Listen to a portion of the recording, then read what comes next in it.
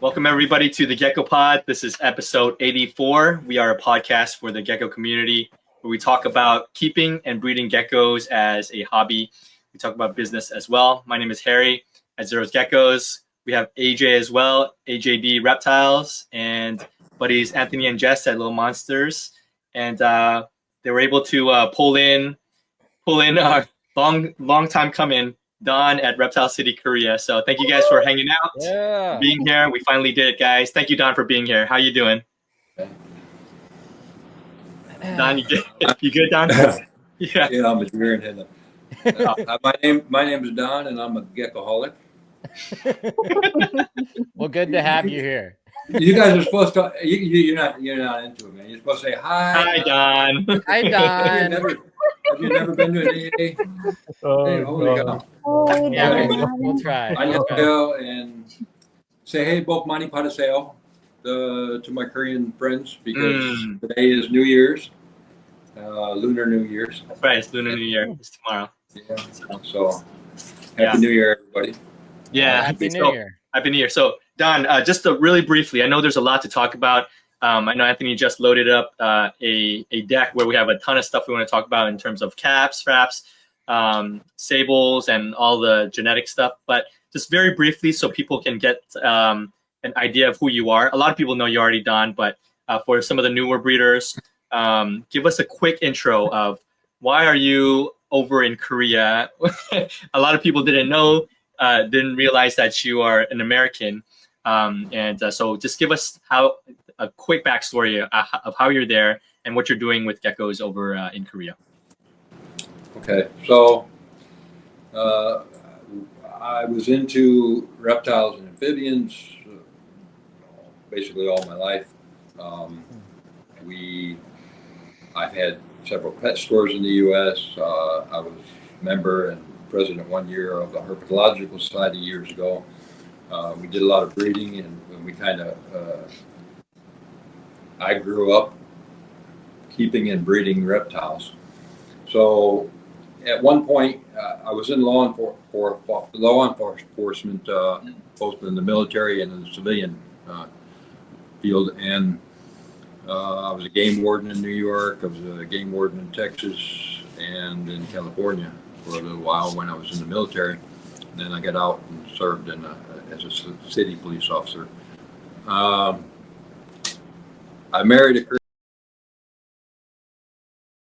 Korean. I was here in 1979, assigned to JSA Panmunjom with the United Nations Command, and then some years later I was down in the other end of Korea in Busan, and obviously I married a Korean. My children are biracial, and we lived in the U.S. For 20 years, I guess, 20 years plus. And it came to a point where we decided that it would be nice for my children to learn the other side of their heritage, the Korean culture. So we came over. And at that time, I had pretty much given up reptiles because it was non-existent in Korea. So when we came over here, I had no idea I'd get back into it, but one thing led to another, and people found out that I had the background, and so it just kind of grew from there. I imported a few animals for some guys, from guys that I knew back when I was doing it in the U.S. And a couple of the zoos in Korea had learned that I had some background in it, and so they asked me to help set up their program, so we did that. And then at one point, I was at the zoo helping them, and a TV station came in called Domo Mongjan, was the name of the show, translates to Animal Farm. And they found out my daughter was kind of into modeling, and she was emceeing some TV shows, and so they were interested in getting her involved in doing a show with me. So we started traveling around to Indonesia, Peru, Australia, in the Komodo Island, all over, and doing shows highlighting reptiles, and that kind of introduced a lot of I still have guys, young kids say, "Hey, I remember you when I was in middle school. I was watching your TV show." So we kind of grew the herpetological society here in Korea, the community, and we just kept expanding. And I had started importing more and more, and then I said we need to breed, and so we were breeding, but we got to the point where there wasn't enough supply. I couldn't breed enough, and we're talking. When I got to 50 species of breeding 50 different species in Korea, I just stopped counting. I mean, but the demand became so high that I had to continue to import. So that's basically. I think that's basically where we're at. I came over here, kind of got back into reptiles accidentally. So you're the person that kind of began the import of geckos into Korea and formed a lot of what it is today, as we know. Sounds like reptiles in general too, huh?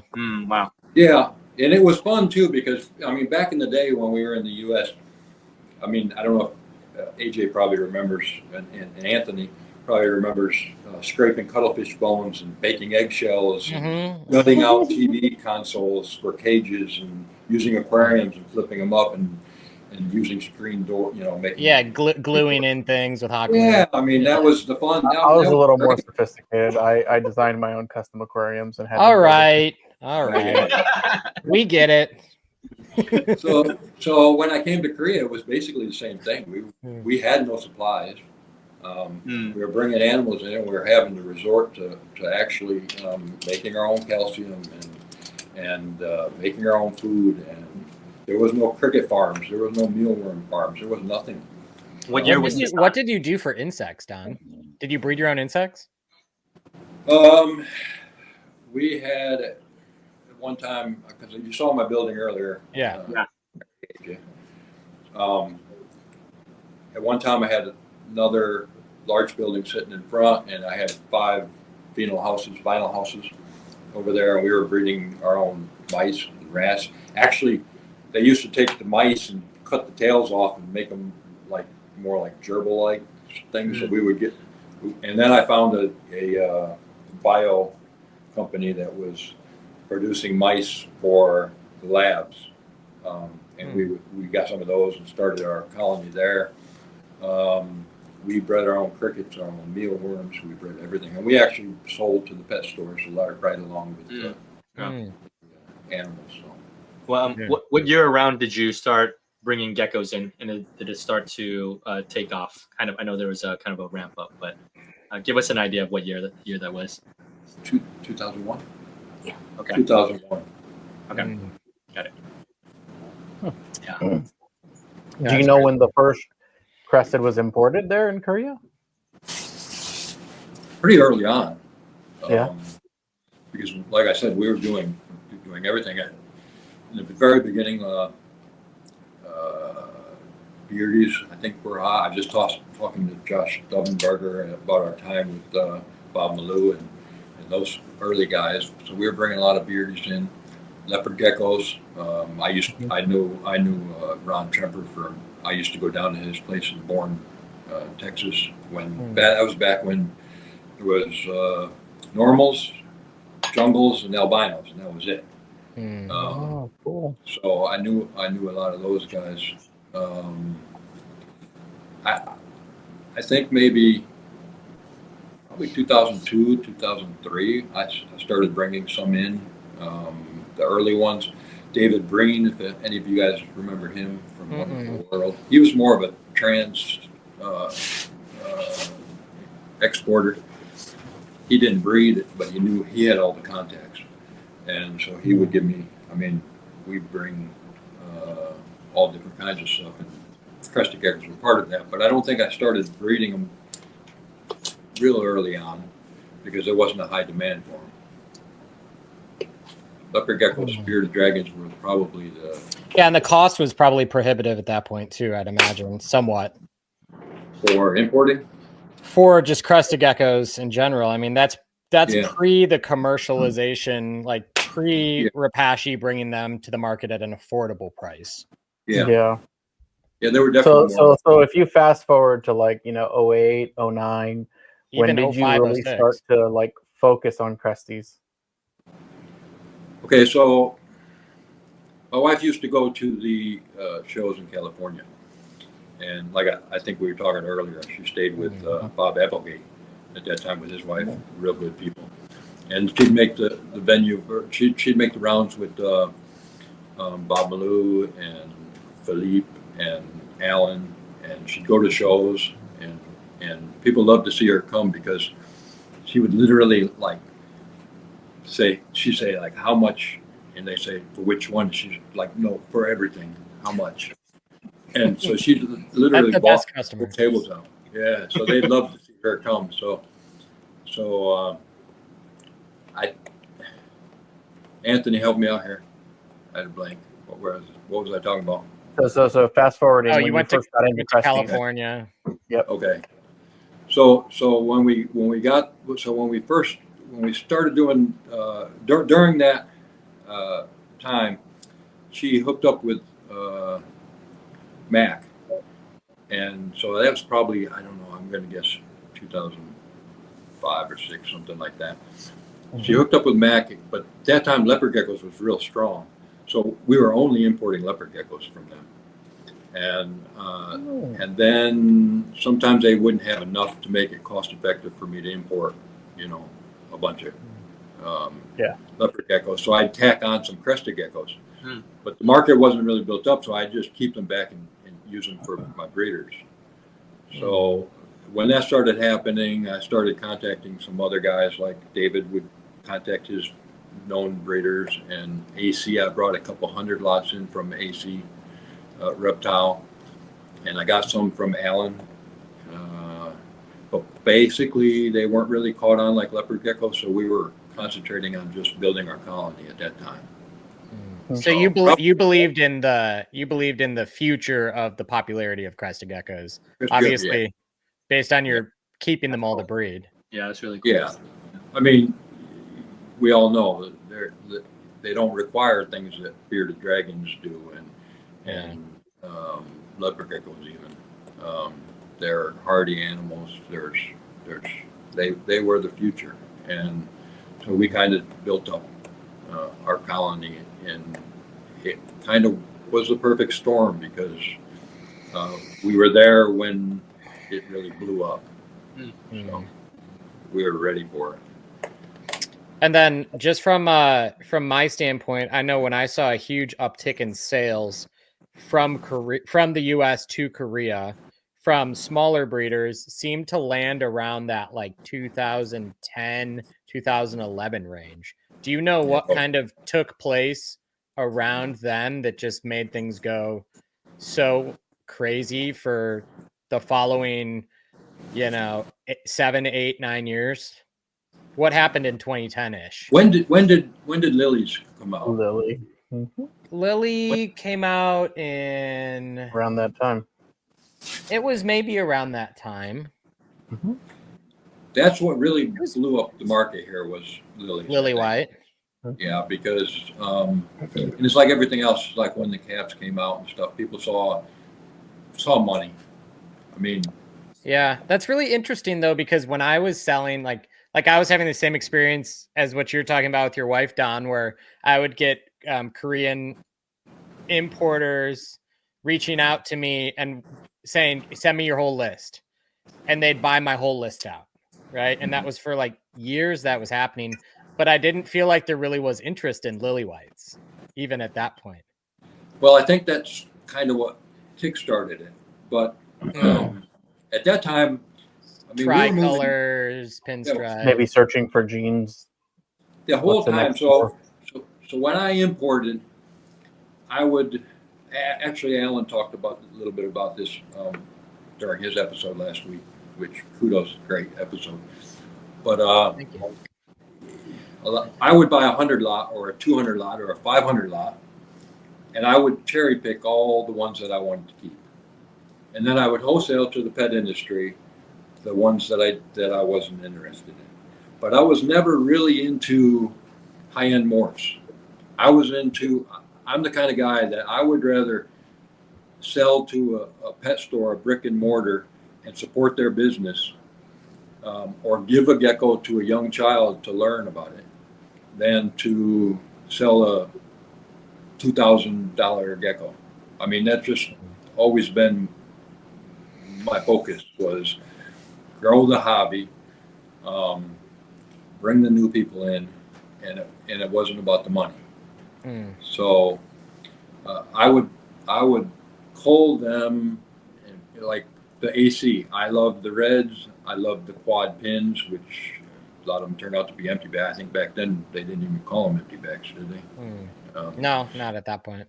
No, but I set up a few colonies like that, a few groups like that, but I wasn't really into high end. And then when the boom really started with the lily whites, my son said, "Hey, why don't we just try to do a little bit, instead of just wholesaling to pet stores, why don't we try to enter that market?" So I went down to a show and I bought some lily whites. He bought one, and I bought a few. And it kind of was good, because at that time, too, when the lily whites, I didn't enter in the beginning, I entered kind of in the middle. So a lot of the Koreans that really got into it in the beginning, they would, they all of a sudden they wanted everything high white, super high white, full coverage. And so I was able to buy what I liked, which I don't like high white. I don't want all black animals. I don't want all white animals. I want high contrast, high color, tricolor type animals. So at that time, those guys had grown them all up, but then they were moving towards the white. And so I was able to buy some ready to breed, basically, lily whites. And that's how I got into the morph end of it. So if you fast forward from there, when did your Cappuccino project really start? Because you started those animals as a separate side thing, right? That I remember. Yeah, so we had been producing and outbreeding for years. So with the cap gene, I think, what was his name? David in Europe. David, he figures that caps had been around for 10 years prior to me producing the first homozygous cap. Even in the pictures you were showing last episode, I think there's some Extreme Cresties, is that who it is? No, for Alan. David. That's what I'm talking about. Oh, David Extreme. Yeah, I think Is that who? Yeah. Okay. Yeah. So he was showing that he had evidence that it had been there for 10 years or more. Alan probably had some of those pictures we saw were leaning towards a possible cap gene. I look back, so when we started the caps, we got into lilies, and then we were trying to see, okay, how are we going to do? What are we going to do? So I started pulling stuff because a lot of guys will breed high white to make more high white. You know, better pins to make, extreme pins or super Hot pins, stripes, whatever. yeah. So, but I was always like, okay, just outbreed and have a Merry Christmas every day an egg opens up. You don't know what to expect. You don't know, it was just that was my mindset. So then when I started pulling stuff, all this stuff to make sure that they weren't related, because a lot of people always say, why do super caps have so bad head structures? Is it because of all the inbreeding? Well, I didn't inbreed. I've never inbreed. Inbred. So I started pulling stuff that looked similar, and at that time, Exanthics was like the big thing, right? Everybody was like, okay, what's a $35,000 gecko look like? And they weren't really, how can I say, they weren't advancing the gene. They were just producing them and controlling the market in order to keep the price high, which is why you see the Exanthics now, once they got out, and then the gene started blowing up as far as what the possibilities were with that specific gene. So I took animals that were Exanthic-like, And I think if we start pulling up those pictures, Actually, Harry, do you want to pull some of those original RCK caps up from the Miro? Oh yeah. Let's have a look at those, and that way we Got it can lined kind of We can have a visual representation while we're. all the way to the top, Harry. All the get way to the off top. of that. That's for later. Jeez. You just ruined the See where my surprise, mouse man. is? Don doesn't want to go here yet. You ruined our surprise. Harry's the worst navigator I've ever met in my entire life. You put him on the sea, He is pretty immediately bad. dies. The only thing he can navigate to is pictures of puppies on Instagram. Wait, I Honestly. didn't. We still have this burger over here. This Arby's burger over here. Oh yeah, the Honestly, beef Harry, and cheddar. I don't think I've ever seen somebody so bad at navigating. I mean, It's incredible. We're good, Anthony. that was literally a crime. Okay, so that's what we're looking at here, Don. All All right, right, what- Okay, so those white background photos, the ones we're looking at, the which ones? the original RCK. Okay. Oh, these Yeah, are males so- and females. Okay. I have like, just in my cloud, I think I have like 35,000 pictures. So I tried to go through and but these I know, okay, so the males, the first one you see there is one that I pulled and put in a group and I don't have lines. I didn't have, they were projects. Simply, I named some projects, I didn't name others. I don't even know how I came up with the cappuccino for this, because I'd never set a foot in a Starbucks in my life. But You called that Gecko's project Cappuccino? I called that project Cappuccino. I called the one next to it Cappuccino Light. So what I did was, these are the two males, and I put similar females with them in not really trying to make exanthics, but just seeing if I could reproduce the look. So Gotcha. if we So go over to, you were exanthic like hunting, basically. yes, Mm. somebody I don't know. Somebody told me that when I asked if they had exanthics, I said no, but I think they're fairly common and there's more out there that people don't realize. So that kind of got me thinking. So that's the first ones that I picked for projects other than my reds and my quads. So if you go over to the next one, third one over. The Phantom one. Now that one was not a part of my cappuccino project. That was, at that time, that was charcoal. Charcoal altitude was saying, well, that's not that this is a gene and it's not just a phantom, dark phantom. And I wasn't trying to, so his, in my mind and in a lot of people's mind at that time, is like, no, it's not a gene, it's just a line. Yeah. So I didn't name it, and I didn't, but that was my goal, was to get something similar to his line in the dark phantom. So I pulled that one and put him with a bunch of dark female phantoms. So when we first popped out, what's the next one? The next one is, okay, well, I put it in there, but it kind of jumps forward. But once I identified the cap gene, I immediately took that male and put him with lilies that we had been working with. And so we were the first ones to produce the Frappuccinos. And we kind of had a head start because we had a bunch of virgin females from my different groups that we were putting together at this time. So the gene pool is actually quite diverse. So did you make Frappuccinos before you made a super cappuccino, Don? Or how was that? You identified it as a gene first?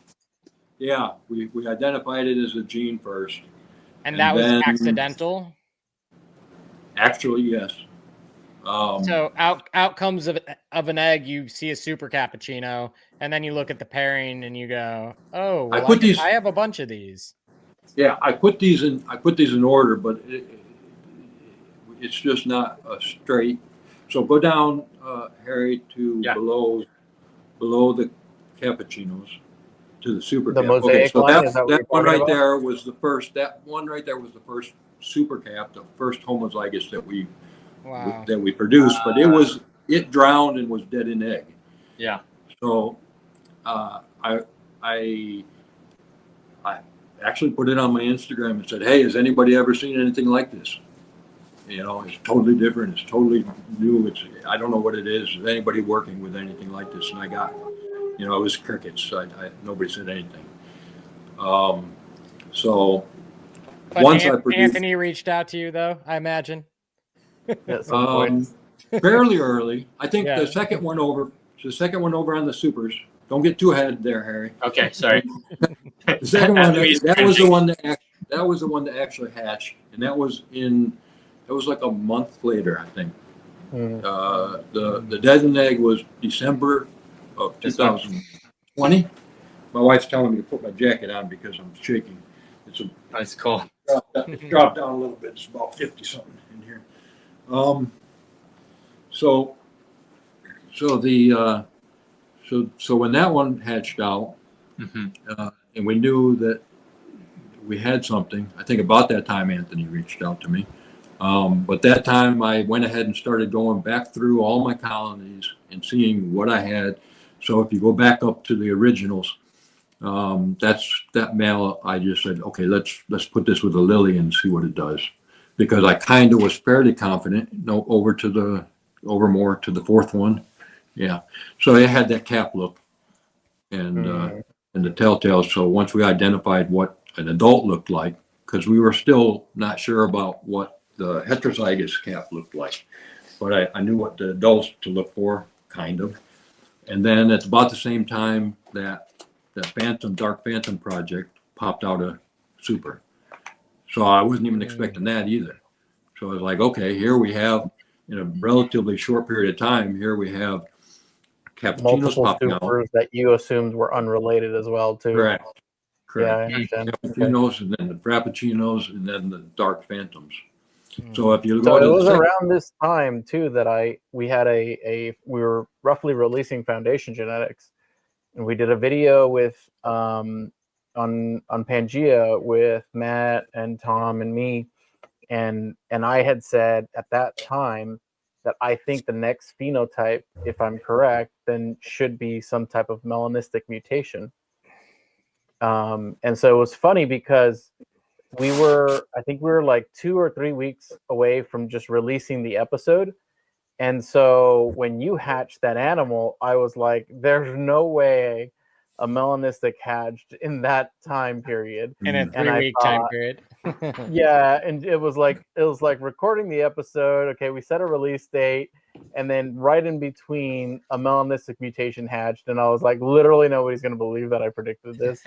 And so I contacted Don to use that picture specifically so we could just like overlay it like as a little pop-up in the video, and also so that I could write it into Foundation Genetics as a gene.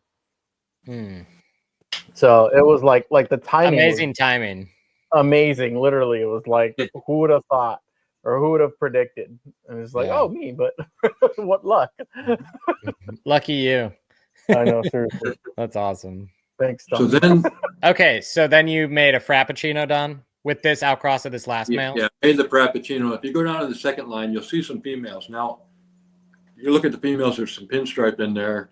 There's some yellows and there's some whites. Right where my icon is, Harry. The Okay. blue one. Yeah. I got you. No. Up. Where's your icon? I'm just following Anthony's. Original, yeah. Anthony's getting ahead of. Oh, sorry. You too. No problem. But I just wanted to show the females. So these are just some sampling. Like I said, I had like 35,000 pictures. So you can see the different females. There's an orangish white, partial pin tigering there, and so when we originally set them up, I was trying to find similar females, and I tried to separate them staying with the Cappuccino Dark and the Cappuccino Light, and some of these fire up lighter than others. So I just kind of separate them. Now, one thing I will say is that when we cherry picked the incoming geckos, a decade before or years before, and I wasn't like high-end breeding. So there was a lot of things like structure that I wasn't so focused on. So some of these females have very poor structure. The males actually have good structure, but some of the females have poor structure. Some of them had better structure, just kind of a potpourri of what was available to me at the time. So this is my actual Cappuccino original founding Mm. line. What was the identifying markers that made you pick these out of the group of animals that you already had? Like, was it very distinct from everything else? What was the early defining characteristics you used? Now that you guys, I think everybody here has produced cappuccinos, right? So Yeah. you kind of know that you look different. The tail The markers, dorsum, the darkness, the tails. Was it the pinning as well, by chance? no, not the pinning, just Not the pinning? the tail, I the think Y the of tail's the tail. the biggest marker. Yeah, it is. Not even the Y. right. I think the darkening of the tail and the Yeah. aggressive Absolutely. like highway marks down the, the linear lines down the tail and the darkened tail, especially at hatch. They're very, very distinct. Yeah, but the I didn't know dark at that time. We didn't even know Like the that, cats. We were just looking at the adults, and Yeah. so we were just looking at similarities and trying to reproduce the look. So, but if you look at the third line down, Harry. Mosaic, is that one done? Okay, yeah. So this is one of those groups where I said, okay, it was just stuff that looked similar. Now, I didn't really at that time relate that male to the cap, and I should have. Looking at it now, it's obviously a cap. But I was looking at and calling this group or this project Mosaic. So if you look at some of the females that I put them with, basically it was orange tigering is what I was looking for. Some with these are pretty interesting, to be honest. And so you were pairing cap to cap again and didn't know? Yeah. That tells you how many caps I probably had in my life. Yeah, you must have had a lot to Keep have going, all these Harry. different phenotypes available. Yeah. So I really guess probably you know how everybody zoom in has, the dorsum on that one, Harry. So cool. Look at that. Look at that splotching. When the animals come in, I guess I probably just kind of had a personal liking to what was actually capped, but I didn't realize it. So I obviously had pulled a bunch of mint, and this one, a lot of people say, "How do you make those orange caps?" Well, this is how I made them. That's actually that's a baby, I think, or one that I produced from that group. I don't think that was the original. Yeah, some of these are ones that were produced from the original productions. Tell us the secret, John. How do you make those? No clue. That doesn't help. Look at the last one, Harry, on the row. It's one of my favorites. Yeah, this one's very orangey. Orange caps. That one's really interesting. Is that out of that same line, right? Yeah. So people say, is it from reds? Is it from yellows? It's like, I don't know. Like I really don't know, because these were ones that I pulled, and they looked like that, and Anthony said when we were when we first identified it, and Anthony contacted me, and we were talking about where to go with the project. The caps that I did sell, especially to here in Korea, they automatically went straight to high white, high coverage animals to outbreed them to. But I didn't, because of the fact that my animals were wholesale animals, not high-end animals, so to speak. I had a lot to choose from, but they weren't like these $1,000 geckos that I could outbreed my caps to. And we were more focused on learning about the gene. So Anthony said, reds and yellows. You remember that, Anthony? He said, outbreed to reds and outbreed to yellows and see what you get. Yeah, so I really wanted to see what it did to those colors, like, because we assumed, or I assumed anyway, that the mutation was kind of like restricting xanthophore production. So kind of like what an exanthic does, right? So if it's removing red and yellow coloration, the colors formed in the topmost layer of the chromatophore. So I was like, what is it doing specifically to those colors? Why are we getting such dark animals and stuff? And, why don't we see a whole lot of reds? Why don't we see a whole lot of yellows in these? So yeah, that was one of my first things, was what happens when you start outcrossing to them. And so what were the findings from that, Don, when you did those crosses? The findings were disappointing in that I wasn't getting what I was expecting to get. A lot of people say the oranges are from reds. When I bred to reds, which were red buys, we were getting ones that were more difficult to identify because the tails, if you notice on the red phenotype, the tail markings are different than on most typical geckos. They kind of got that hourglass marking patterning on the tail. So we were having a little bit of problems identifying, but they weren't popping out these oranges. So for me to say, oh, these oranges came from reds or they came from yellows, I can't definitively say that. Have you been able to recreate these without breeding them together? They tend to pop out. They do pop out randomly, and I've seen pictures of guys that breed like dark based or grayish cappuccinos, and they pop out these oranges. So I can't say they breed true. Oranges typically breed oranges, but the original the original recipe kind of fails me. I can't say. Interesting. So still to be determined kind of what's involved in these. Yeah, we have a lot of work to do on cappuccino, Gene. I mean, for sure. We haven't even touched what needs to be touched. Yeah. I have like one of every single line that I'm breeding in order to try to figure it all out. Anthony has some of my orange caps. Yeah. And those are some of my favorite. Actually, let's look at them. They're below the Frappuccinos. Let's look at the whole Frappuccino line. Okay. Let's take a look. Because a really interesting interaction happens when you add the lily white gene to all of it, obviously. You know, when I started, I saw, okay, this is what lily white does to a gecko. And I always said, well, why are people spending decades trying to make high coverage white non-lily animals? And I was like, you just breed in the first generation breeding a lily to any gecko will give you a super high white animal, unless phantom's involved. So I couldn't understand it, but now I do, because those guys have spent decades, and you're probably one of them, AJ, that to kind of work on and produce high white non-lily animals now is paying off, because we have lilies when they breed to cappuccinos to make the frappuccinos are pretty. I mean, you have high coverage, you have low coverage, but they're pretty predictable. They're pretty typical. Whereas if you breed it to a high white coverage animal, you're coming out with an entirely different phenotype.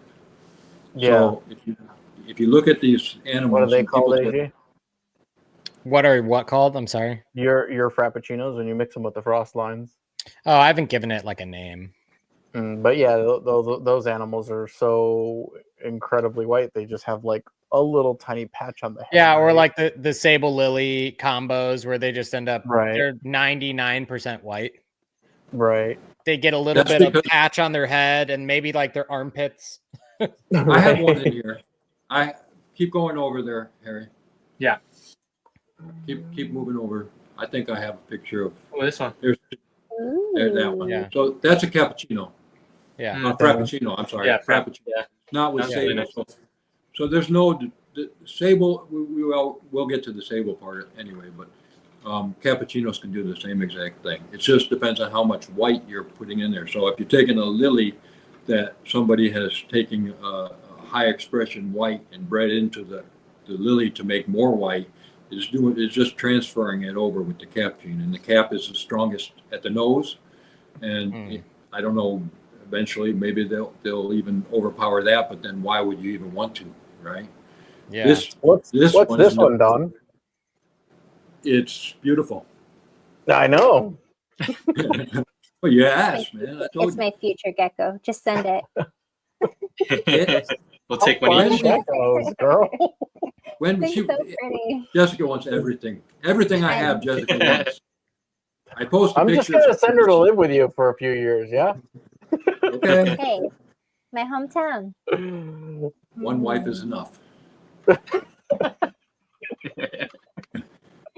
This gecko, so this gecko is a good example of if you look at the base of the neck, when you add lily to caps, that fighting, that interaction between the cap gene, which is strongest in the head, and the lily creeping up the dorsal will often provide this snowflake look that we normally see on the laterals.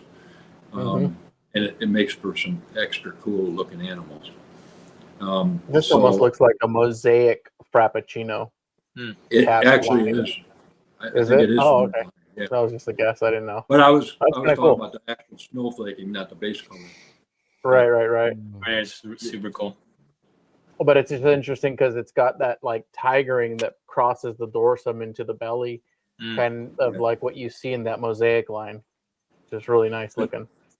The tigering comes out on those, but when you hit Phantom, that next one over, you just showed it for a second there. When you add next one over. Oh, this one. Yeah, when you add the Phantom gene and the Lily really gene cool. and the Cappuccino gene, it takes that tigering and almost makes it like I couldn't find the picture I really wanted to find, but it makes it like Color a is snow so leopard. weird. Yeah, Yeah, it's like a double stack of like lily white suppression. It's like a in between kind of thing. It's like what happens when you suppress lily white gene to the maximum. Yeah, That's wild. you almost That's can't even cool. tell. and Yeah. where you would have a Phantom Lily, where you would have that lateral line going horizontal. Yeah, right here. It's there, Goes but up it's and going what color It's is like it? hidden. It's like It's a vertical. gray almost, right? Yeah. Like a And you film also still, rather than pattern. even in It's the like it's cool. Phantom, you'll see that snowflaking on the head, where I was talking about, Right. and that happens quite frequently. Hmm. And to me, that's like a super good look. That's cool. I like that. So then, Oh, yeah, happened. well, what are we going to finish? Okay, so this one here, this is my favorite kind of lily or frap, whatever, where you got that Jersey milk cow looking interaction. yeah. between You the still have browns. you still have contrast, you still have secondary color poking through. Yeah, It's and- not just unicolor white and gray. right. Yeah, that's And the Yeah, cap gene, it's funny because I had a guy talk about the cap gene and how it limits the amount of white and it limits certain things. Cap gene is, I found the cap gene to be like if you take a lily, lilies have certain patterns and certain looks. I mean, yeah, there's low expression and high expression, but where the cap gene does is it takes, whether it's a lily or whether it's a high white non-lily, high expression, or if it's a tiger, or it accepts and readily accepts and communicates well with so many different phenotypes.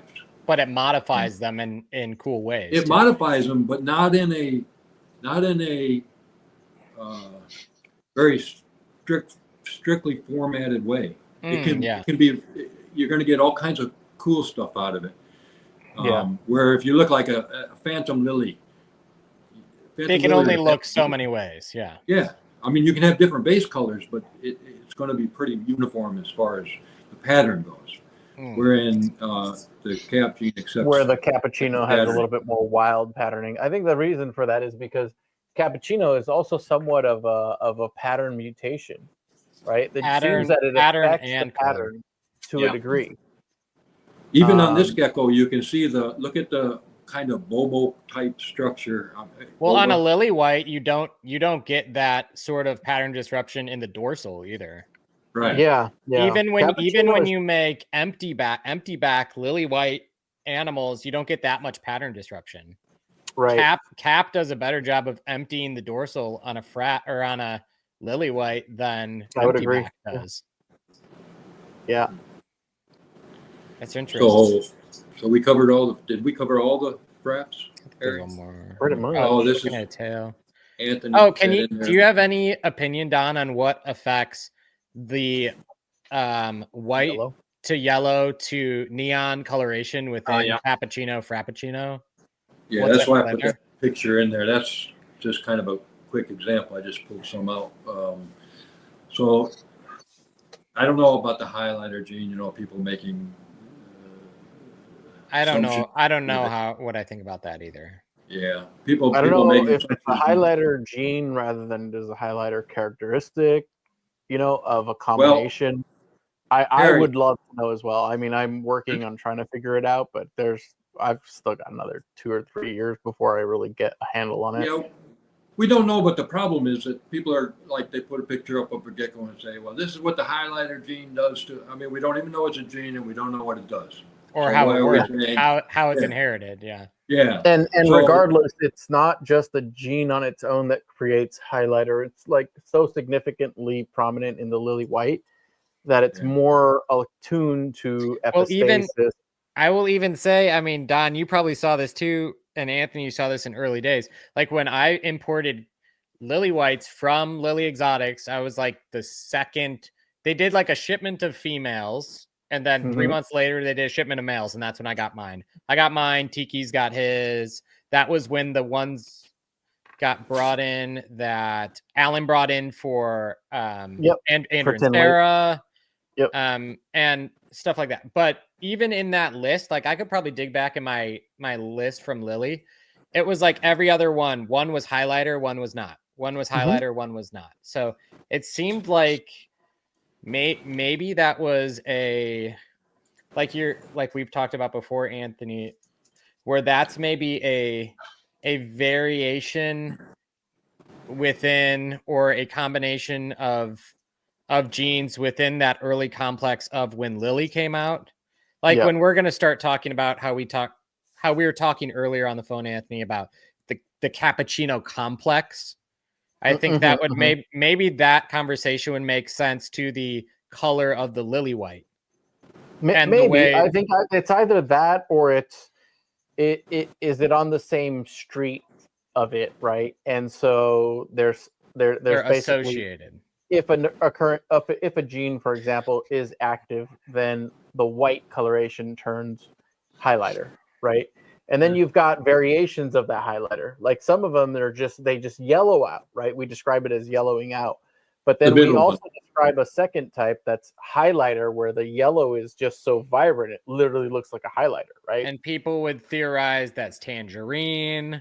I have theorized that it was tangerine as well, because when I first made my first highlighters, they were, well, at least the ones that we describe as highlighter rather than the yellow cream, it was with a het tangerine animal. So it was one copy of tangerine for that female. And it came out highlighter. Anthony, we already talked about the white pattern. We know at least there's 3 types of white pattern, right? You can Yeah. There's like the white pattern, different colors of white. So the stuff that AJ produces with his frost. It's not a huge jump to think that the yellow is simply another type of white. I mean, another white pattern. Of course, I mean, absolutely. It sounds silly, but no, that's not silly at all. That's also within the cards of how it works. Even within the and Harry can speak to this too. Even within like the high white community, the people that are chasing high whites, there's certain people's animals and lines that produce animals that have a good amount of like highlighter in them. Like if you think about it, you guys are totally on the right track. You've got white pattern and orange pattern divided as like 2 primary groups, but who's to say that those haven't mutated in slight different variations over time? I mean, we've had them in the hobby since, the 90s. So why wouldn't it have mutated by this time? So it makes sense because you just said it's every other for the lily, right? So if there are multiple types of white, then it makes sense why you would have every other. So the white too, if you look at these, like the middle one, you can see the kind of oranging or tangerining out is totally different than and that comes with age because it was white. So it's totally different where the yellow is not muddying at all, but the white is, and then the type one, the top one stays more white. And there's some that I have and that other people have that are even more paper white than that. So I think it has to simply do with what type of white pattern you're mixing it with. And Right. that, when we get to I the have Sable, I have a nice recipe with some of my fraps where I have a female that's really nice lavender extreme lily, and she produces my whitest frappuccinos that stay white all the way to, you know, at least 20 plus grams, and they stay white. Roughly, I sell them around that time, but they stay white all the way through. So I'm really interested in following that portion as well, because what's making the paper white frappuccinos versus the cream frappuccinos or the yellow frappuccinos and then the highlighter frappuccinos, right? so it's still early on. So I guess that's to be determined, because the problem is that people just want to make assumptions based on stuff that they pull out of thin air. And you know what happens when you make assumptions, right? When you assume something. Yeah. Everybody You knows. and me. I agree. Yeah, you and me. Let's go look at those other frappuccinos, Harry. They're really interesting. Can we pull Those them up? other You got more? cappuccinos, sorry. You got a whole line right below the frappuccinos. Are we done with that are interesting cappuccinos? Ooh, this one's pretty. Oh yeah, okay. Oh my gosh. Oh sorry. yeah. Harry, you gotta You get almost- a handle on that Harry, mouse. you almost saw the beef and cheddars. You went out too far. Harry, I'm gonna send you a mouse. Give me your address again. I'm gonna mail you a mouse from Amazon. I didn't realize we were on the same barrel as before. That's why I was surprised by the Arby's. I told you that. I went like 5 times. Sorry, Don. Sorry, No, Don. no problem. Not at all. I'm just They're looking just, here. they're just messing with me. Okay. Don's just thinking about the last time he had Arby's 25 years ago. Yeah, it's been a while. Oh We don't god. have them over here. Don, by the way, how often do you come back to America to visit? In the last 20 years, once. Wow. Okay. Wow. Yeah. All right. Well, the next one you're coming is going to be the Reptile Super Show, right? I'm gonna probably go antiquing with the wife this year. Word. She goes. You got My wife got- goes every year. You got to come to my neck of the woods. I live in like Antiquing Central. Really? Oh, yeah. Yeah. We'll talk about it. We'll talk about Adrian it. lives in the cuts. Okay. Okay. I sure will. But we got to take a trip. I was telling AJ, Anthony and Jess, we got to take a trip to Korea. We'll go visit Don. Yeah, I really want to. That'd be awesome. You know. You're always welcome. Okay. So let's start at the beginning of this cap deal. So, Okay. So like I said, some people, they want to make assumptions. Okay, the cap gene restricts or limits the amount of white and that's just bullcocky. Yeah. It actually accepts it. The fact is that, like when we start talking about Sable started like Rialto was like the ultimate high white expression, and caps we started with basically wholesale type geckos, if you want to say. I don't want to like demean them, but we weren't injecting a lot of white pattern. We weren't injecting a lot of stuff. So we had no place to go with the caps except up, and Rialto had no place to go but down, kind of, sort of, unless you want to get a pure white animal. Killer. So on this one, depends on what white you put into it. But these are some that I produced last year when I started adding white to them, and you can start to see it here. And It's really pretty. you go to the next one, and same thing. More coverage, happens to be yellow, but Ooh, and on that a tigering. grayish animal. Yeah. Yeah. Still So cool. is that from the light cappuccinos, Don? That one I think was, yeah. Okay. But what I'm trying to show is how it expresses the Oh, white. white. Yeah. Yeah. So if you go to the next one, and I told you earlier, no, well, that's got quite a bit of white. That one's for So me. pretty. Yeah. But then, okay, so this is also part of that. Animal. It depends on what you breed it to, but this has got a lot of pink. But yeah, let's look at the higher exotics animal. Ooh. So so while I was flubbing around with reds and yellows, because Anthony misguided me. Just kidding. The guys that bought the caps early on, we're outbreeding to high whites, and so we're already seeing. I mean, this is a pretty high white. Yeah. This is nice. It's got that pinning that's not allowing it to go over, but there's also guys doing it with the XXX type, that allow this higher white to go over. So this one is from a breeder here in Korea. That's cool. This one's really awesome. Everything you see on this is cap. I mean, there's no question that it's a The cap. head, the orange coloration. It's just adding white to it, and it's a pretty simple process, and it can be it really first mimics generation what you would see with what Lily does, minus that Lily look. or because Sable. Lily if does you're affect the thinking about it. patterning. Yeah. It's exactly what Sable did in the beginning. So if you go to the next one, I don't know what else I got on here from him, or another higher exotics, another one with a little bit of different base color, but lots of white, and that's just a baby, so it's going to get better. Yeah. Another one. How can you tell when they're that covered? Tails. It Tail does, Get in the markers. tail. yeah, it does present a little problem, but all the markers are still there. It's got those little black lines that I mentioned Yeah. early on. And the gray tail tip. Yeah. Yep. Actually, pinning and phantom are the two that probably create more of a problem than just the high white expression. Because pinning typically will have a break in there, but sometimes if the pinning is super, super strong, there won't be a break between that Y and the pins. Yeah. And then phantom, obviously, for other reasons. It covers. Yeah. Some of these are mine. Let's see what else is there, because Reptile City geckos suck. Okay, next one, Pete. Don't say Okay, that. keep going. No, Don. No, they're great. They're good. They're okay. Don, you're hilarious. Keep going. Pin. Okay, there's a pin. See how the break is? Yeah. Now this pinning isn't real strong, so it'll normally have a break there. But then you'll see stuff later on that we're going to cover that where the pin is really, really strong and it doesn't allow for a break, and those are difficult to identify. But usually you can tell by the end of the tail, like AJ was saying. Okay. Oh, this one's pretty. Yeah. So again, random, and these spots. This is pretty unique gecko. I like it. That's cool. Yeah.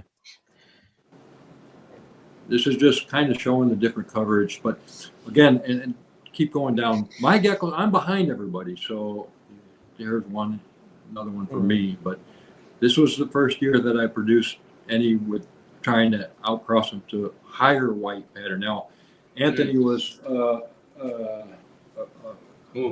good friend, and he sent me a 3-colored white pattern, higher white pattern male that I put. So I'm super excited to see what's going to happen there. Yeah. And I purchased some really high.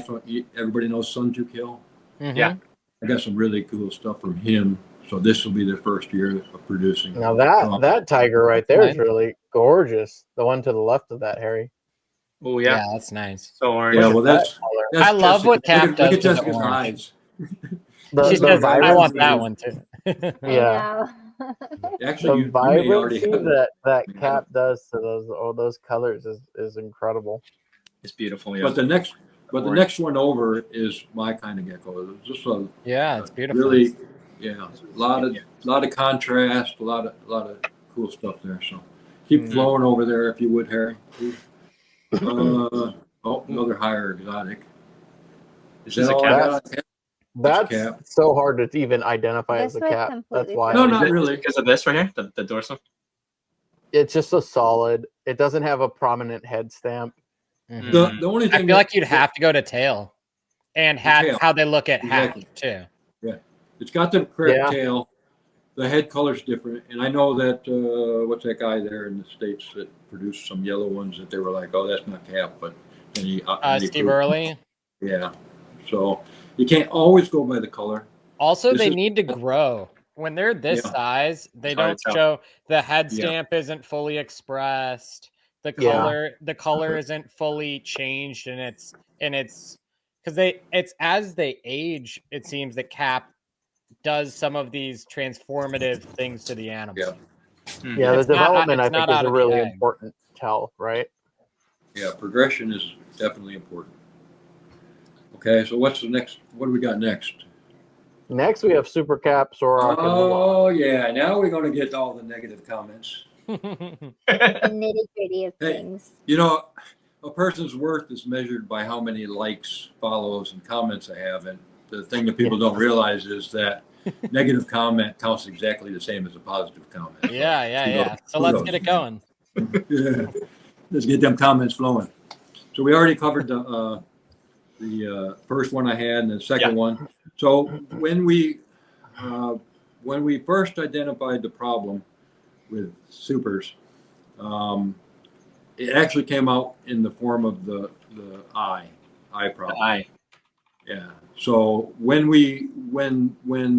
they started looking at the eyes, and people say, well, how can you not know a gecko doesn't have nostrils?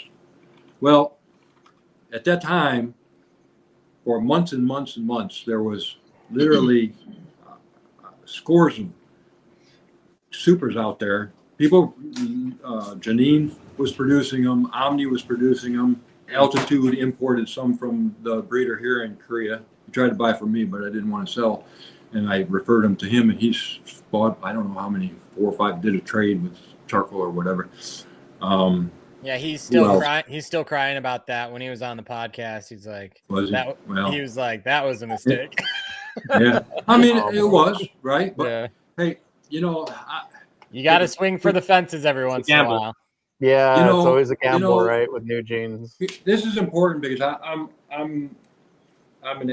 love new people coming into the hobby. So let me just say this. Take a quick break.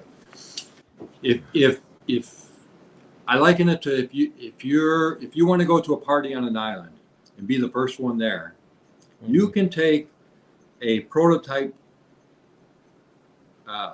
plane that's never been off the ground, never been proven, has no parachutes on it, pay an absorbent amount of money to take that plane and be the first one at the party, but it's at risk. Yeah. Now you can wait and take a plane that is proven and has a good track record, and the cost of the ticket is a lot less. It may not have parachutes because we're talking about live animals, but chances of you getting there at the party while it's still going on is a whole lot better than the risk that first one. If you want to be the first person, when Super Caps first came out, I had a guy, he called me and he offered me a ridiculous amount of money. And I was like, oh yeah, hell yeah. I don't export, but I'll figure out a way to get it to you. And so I went into my wife and I said, this guy offered this amount of money for a Super Cap. And she said, we ask how much it was? No, you can't. I don't. You can ask, but he's not going to tell you. It was a lot, yeah. We'll ask you later. So she said, is it worth it? And I told her, I said, a pink unicorn isn't worth it. I mean, it's not worth it. And we said, no, we're not going to do it. And he was unbelievably angry at me. And he said, this is life-changing for me.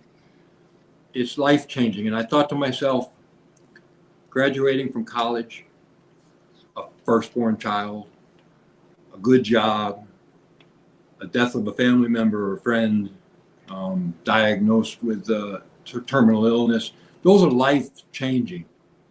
Being the first to own a new morph is not life-changing. And if you don't believe me, ask Ostro. He'll tell you. Nobody remembers him, huh? Yeah, I mean, we could ask him. Yeah, it's like everybody's. But yeah, he was kind of the first one to buy a Sable in, right, from Korea.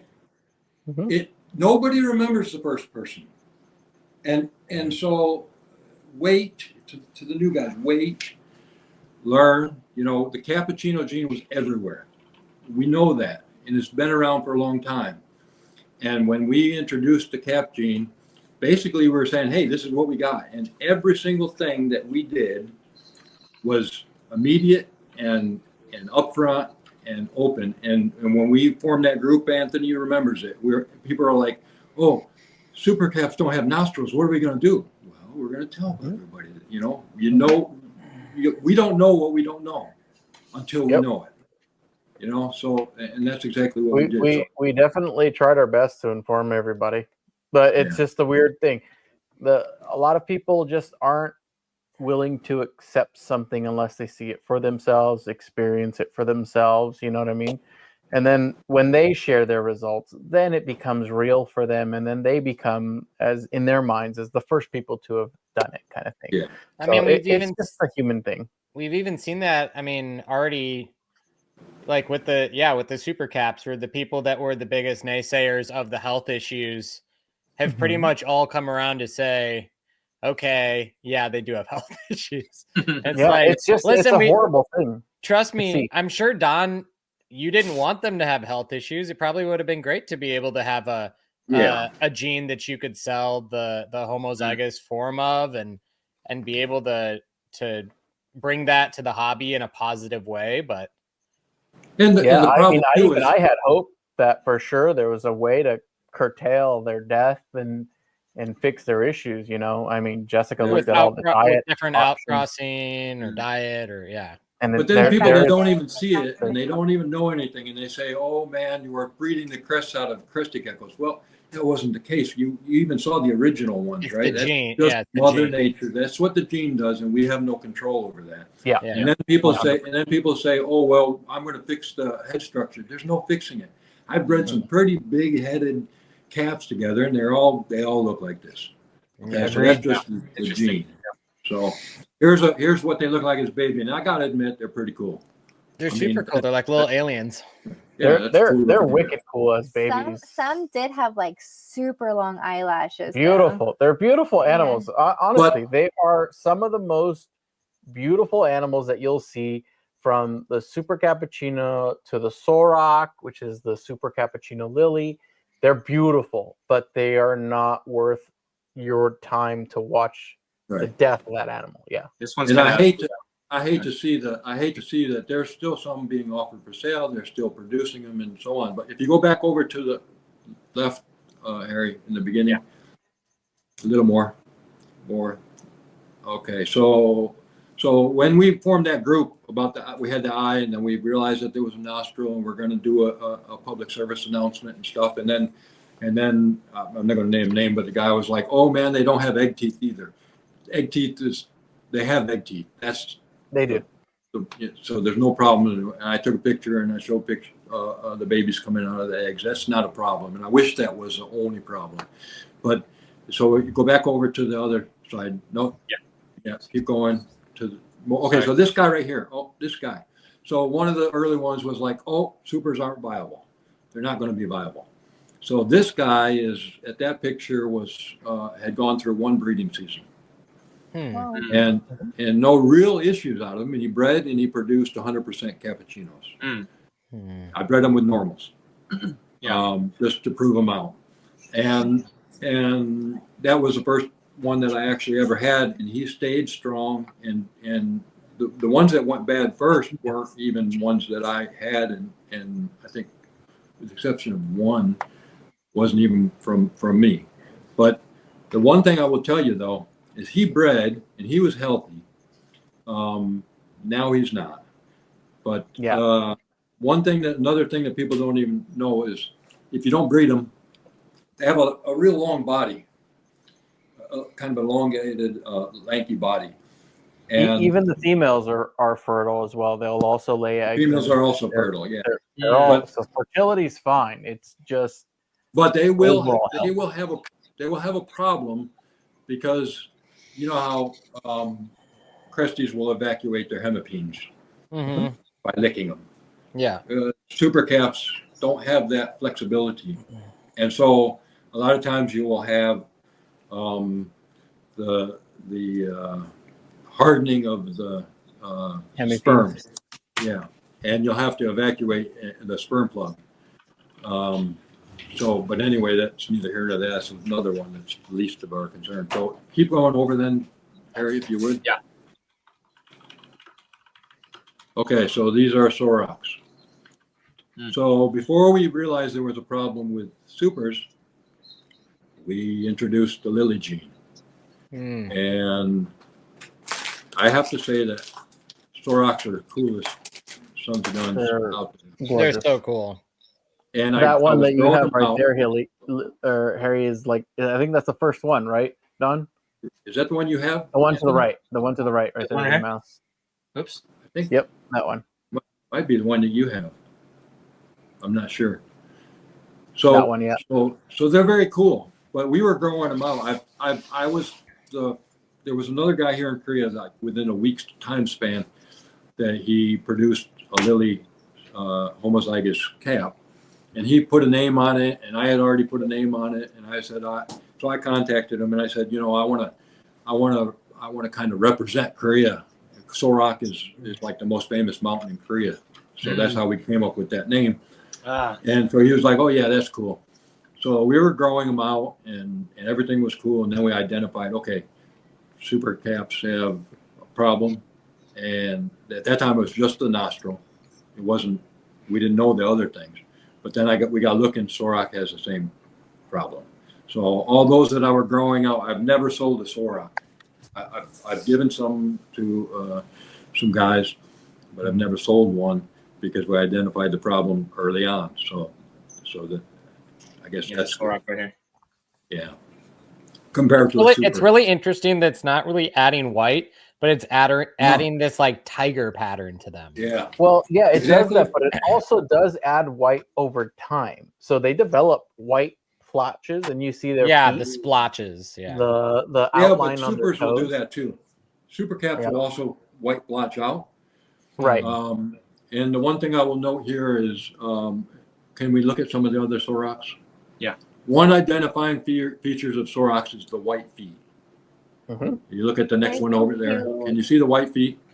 Which, when we get to pied foot, we'll talk about that. I've got one highlighted, Harry, on the right. That's pretty cool. Okay. Over here. Right there. Yep. Interesting. So even at hat, you'll see that white feet. Sometimes you won't see the patterning. Sometimes they'll look like just supers, but if they have You can white see the feet, eyelashes on this one And as you well. only are you very only see pronounced. the white feet in the Luwaks, the Luwak lilies, or sorry, the Sorak. Soraks. Sorak. The Soraks. Yes, correct. The Soraks. yeah, you don't see it in the Super homozygous cap. And, Okay. and for people that know, Sorak is a super cap lily. Is that right? Super Yes. cap lily, correct. Okay. And if you go to the next one from there to the right, Cool. So as they progress, they'll get those white blotches like that one did, and the tail. They're pretty Yeah, cool it's, animals. it's beautiful. Yeah. That animal almost looks healthier than most super caps do.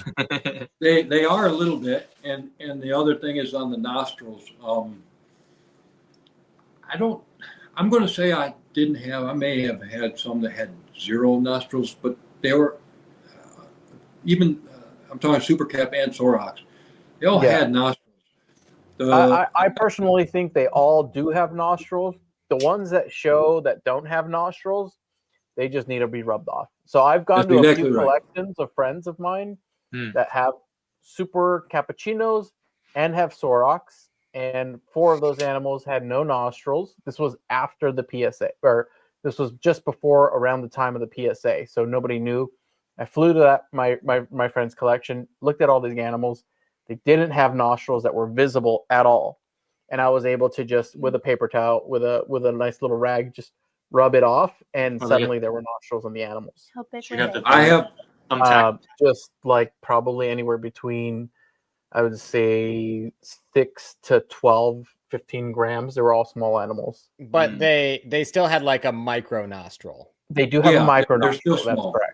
And we'll get to maybe one reason why, but I've got a video of that too, with where I took a hypodermic needle and just scraped. I did it under a microscope so you could see it very clearly. I didn't poke anything or anything, but I You just kind of scraped off the put it up and scale that scraped was it off, there. and you can see it peel off and see the hole under there. Yeah. And we'll show why that might be happening. But before we do that, I think the last one's over there. If you look, Harry, on To the the right. right, the Luwak lily. Yeah. Hmm. So when we're talking about Luwaks, so people that don't know, it's Sable and a Cappuccino gene And combined. Lily. With Lily. So 3. Oh, well, in this case, yeah, and Lily, but you can do it with or without the Lily. And some of them are born without nostrils. This one doesn't have nostrils. It was given to me, and That's interesting. it was given to me, and I'm watching it grow out. It's maybe like 18 grams now or something. So Harry and I have produced 2 Luwak lilies that had nostrils. Pretty average nostrils. Yeah. So on the Luwaks, people say, well, there's nothing wrong with Luwaks because some of them have them, some of them don't, and you can just terminate the ones that don't have them, and there's absolutely nothing wrong with the ones that do. But there's other problems that there's another reason why you shouldn't do that. It shouldn't produce Luwaks. I don't think that a cap and a Sable should ever be bred together. Just And from the an reason it has identification nothing- standpoint. Thank you. You talked about it before. Yeah. Because there is no way that last picture you see right there, that is the next one over. One over. That is a Frat by Sable. You can't tell the difference. No, I wouldn't do that. That's going to be You- really hard to tell. Like you you'll can't need take- a We lot did of data Perry and I to did one figure that pairing, out. but even that pairing, I'm lucky that we didn't make any Frappuccino or Sable lilies out of our pairing. So there was we didn't have to make that decision on how to label it. And Early will tell you the same thing. I don't think he's even doing it anymore. He's not doing it. He's separating Yeah. them. Yeah. It has nothing Yeah, to it's do with hard. that because we need to, and we'll talk about this here in just a second, but we need to keep the cap gene and the mutated cap Sable gene separate and distinct. And if we don't do that, then we're being Super. unfair. Irresponsible. Yeah. Yeah, irresponsible. So this guy's the Luwak, Lily Luwak, is taking the same path. I couldn't, had I not known, if I didn't know what to look for, I would say I wouldn't see a real problem with this guy, other than he doesn't have nostrils. But I guarantee you, Pretty big problem. yeah, I guarantee he's going to be a terminal. You think he's experiencing the same like muscle wasting issues or no? Yeah, he is. He's going Yeah, to. they're all gonna. I can see it, but I can just see the precursors to the problem. So if you go back over all the way to the left and look at that line underneath there, we can show some all the way to the left. Go all the way to the left, Harry. More. And all this is microscopic pictures of the super cap, and I think everybody's already seen them. There's a super cap. The next one over is a Sorak, and the next one over is a Sorak again. And this one still has the covering on it. If you notice the browning, So that's what you're saying. Kind of can be rubbed off right there. yeah, A little and membrane. that's the Luwak lily, which even has a smaller one. And I don't see the browning, so I'm not even sure if that's a covering or if it's just actually no nostrils or that slot. So then you have the super cap, and this is just Scalation. we know we're not going to produce super caps, so I hope to God we're not. But so this is just for reference as far as scalation goes, comparing a Sorak to a super cap and a Luwak lily. The Luwak lily you'll see actually has more normal looking scalation than the super and the Sorak. So now here comes the fun part. Oh, no, not quite yet. These are just eyes. So we said, oh, they got snake eyes. And people think, oh, it's an eye like a snake. But snake eye is a reference to leopard gecko breeding, like a raptor or raptor. The eye pattern. They call them snake eyes, and I don't know why they got the name. We just kind of copied that. So there comes the fun part. So I took pictures on the microscope. Did you get that, Anthony? The Super Sorak? Or did we? I wasn't able AJ to get has the one now, Super Sable. I know. Yeah, I couldn't get the picture. We I did tried. try. I tried. You I didn't have a microscope to do it. I tried with my He camera. also didn't have 4 arms. Yeah, I didn't have a helper. Okay, so I'll get it. I'll get it eventually. We'll. What do you mean you didn't have a helper? I did that solo, man. I don't have a microscope. You had a microscope. Okay. It's kind of like a third hand. It's kind of hard to do a camera, macro photo and hold a gecko's mouth open at the same time. I did that. Actually, my microscope has a remote control deal, but there's like a little delay between the time you push the button and the time it takes the picture. And so I'm trying to hold it open and get that correct angle and hit the thing, and I'm like this, you know. So this is a normal. So you can see we're looking at the top of the mouth from here. top of the mouth. The hole that you see in there is going The airway. going up the nasal cavity to the okay. nostrils. Yes. And this is the palate. So it's like a deviated sepium in supercaps because you can see the opening here, That's and the there's top a palate space both. in the top. Not only is there a space between it left and right, but also up and down. That's the in center depth. line right there, basically, Yeah. where I have That's my the mouth. center Yep. of the mouth. Mm. Yes. So now So you let's look at the super. cap. Totally covering. There's a space between it. in the depth. Significantly reduced. Yeah. Yes, it's covering the nostril or the canal cavity. isn't greatly reduced, but it's like the sepium. It's like a deviated sepium. It's covering it, and also if you look at the normal, there's also a small little nipple on the. Yeah, left that's interesting. hand, Kind of that nub and there's there. not. Yeah, there's not one on the super cap. This is so And smooth. so Everything is so smooth over.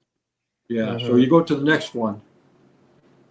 Again, super cap. See how it's covering, Yeah. and there's no nipple. Now, if you look at the Luwak lily, it covers it even more, but it does have that small nipple on the left side. But it's kind of disoriented. So it somewhat normalizes, but it's also still deformed, but in a slightly different way. Different manner, correct? Yeah. So my What's hypothesis on the this. next image? Next one is Same another Luwak lily. Yeah, different angle, but you can see it how it's reoriented the nipple on the back side of it. Once we add a super cap or super sable in here, we'll be able to see what the Sable is doing, or Sable just somewhat normalizes Yeah. it a little bit. And So that could explain basically, why we have slightly less issues. basically AJ let us down on this. So well, I also got like a day heads up, so we'll just blame Anthony. Okay, 2 days. Okay, I'm sorry. Okay, yeah. But it would be very interesting. But so Yeah. my hypothesis on this is, you notice we were talking about the kind of where it's the nostrils oftentimes will become blocked with that. It's very possible that the humidity in that canal is building up to the point where it's causing some. It's like when you get a cold or sickness and you have your tear ducts, kind of losing up stuff. Restricted airflow, restricted movement of that, just doesn't drain fluid properly. So you also have tear duct fluid going into that area, right, from the scale that's in front of the eye. And are we going to talk about the spectacle eye too? Because that could be related. That could be related to this too. Where it is. Yeah, where it's not able to drain that eye. Do we have pictures of that or no? No, and the reason I didn't is because it's great to talk about, but it's kind of irrelevant because nobody should be producing these animals. Period. But moral of the story, it's related to this mutation of the soft membranes within the mouth, right, and the scalation as well. Kind of how that's like impacting restricting the flow of a hose when you have tear duct fluid going through those areas, right? It's got a kinked hose. Kind of build up. We were given some animals that were so prone to getting the spectacle eye, and then we had to do a lot of draining of the eye fluid. But I did notice that when I keep it at a lower humidity, it would take longer for the eye to fill up. So lowering the humidity where it wasn't constantly high was something that helped the eye not develop so frequently. Yeah, we were able to resolve the issue in almost all of the animals, actually. All of the animals. Humidity, So we had a handful of animals, several animals that were sent to us, and we treated them. And with the same treatment, we were able to resolve all spectacle eye issues, which is, for people who don't know, spectacle eye is fluid that builds in front of the eye. So you've got a scale, which is my right hand here, and then right here you have the eyeball. And so there's usually a real thin fluid that's in between that. If the fluid isn't draining through the tear duct of the animal into the nasal cavity, it will begin to fill up. And you'll see this fluid build and build and build, and it causes this bubble under the eye. That is extreme. That is way beyond extreme what you would normally see, what you're seeing on those pictures there. This is what Harry's breeding for over at his house. It's like, Yeah, oh but God, I will guy. say that if you look at that, the top left picture there, that is not the same as the one in the center, because It's if you see how cloudy it is, that's the problem. It is a similar issue. What that actually is That's an infection. the fluid. Yeah. The fluid that builds up starts growing bacteria, so it's inflammatory. So that's why it gets cloudy. Yeah. But a lot of So these there you spectacle go. eyes That's we're a better talking about picture. would be clear. Right Clear. here. And Yeah. so you would get It's basically basically a glass like eye. like a glass eye. It looks like a snow globe eye, Yep. where it's Yeah. got more fluid beneath the top layer of the eyeball. Right. Correct. But when it gets cloudy like that, it needs more treatment That's totally than different. just draining it, because Yeah. that is bacteria. Infection. That is an infection. Yeah. Yeah. So when you have And- glass eye and you treat it, basically you drain it, and what you're trying to figure out is What's some causing it. method that will eventually block or clear the blockage where the fluid should normally drain into the nasal cavity. Mm-hmm. And obviously, you can look at these pictures. It's not just supercats we're talking about. It's more No. prominent because of the problem with the Correct. septum or whatever you want to I've call seen it. these. it I've can seen occur these throughout the past 20 years. I've seen these in every morph. Yeah. Yeah. But it's obviously more rare because the problems with the It's more common in supercaps due Yeah. to their structural issues. Thank you. Correct. Yeah. excellent. Okay, so we're done with those. Bottom line: don't produce, don't buy, and don't sell supercaps Soraks. And What do we got next? Luwaks, I highly discourage it only because of the mixing of the genes. So now comes a really fun part. I'm going to get some serious hate. What's your claim? So there's always been ever since Sables came out, there's been two tribes. One says it's simply the addition of white. The other ones say that it's a new gene that is compatible with cappuccinos. So both camps can be right. So I was always of the impression that it would be it is simply the addition of white, because I'm trying to use common sense here. They both have longer tails. They both have poor head structure. They both have semi-altered scalation, right? So why would Are you we saying think in the that super form, in the homozygous form? in the super form? Now, in the heterozygous form, I don't care what people say, you can't tell the difference. Yeah, Sables, when they first started out, you could, but you can't say this is a new morph, because it sometimes has white on its crest, or sometimes has a lot of white that fades or yellows, or you know what I'm saying? We're saying it's got to be They overlap. definitive. They overlap is what I think we're It's both got to trying be say. definitive in the heterozygous form. So what we're looking at now is the homozygous form. So what is the difference? Well, the tail's the same, the head structure's the same. So Scalation we is add different. white to it. Coloration is The different. only difference is the white, or the whiteness Yellowing. on the dorsum, right? Yep. I'm talking about homozygous form. Yeah. Super Sable will have that white pattern dorsum. And what about the super Sable lily whites? Because those are completely different than a Sorak. Sorak. Then Sorak, yes. Yeah. So there's differences. So Yeah. the point is, I have a bet with Anthony that it's just the addition of white, and he has a bet that it is a different gene, and so we bet $1 or 1,000 won bill. So either way, I get over, because 1,000 won conversion rate is only 70 cents. So. man. He hustled me, dude. I hustled you. Dang. I won the I'm gonna bet, have to- but still, I I think- still got hustled. At this point in the game, I 1,000? think I'm going to sign 1,000 won bill and send it to you to frame.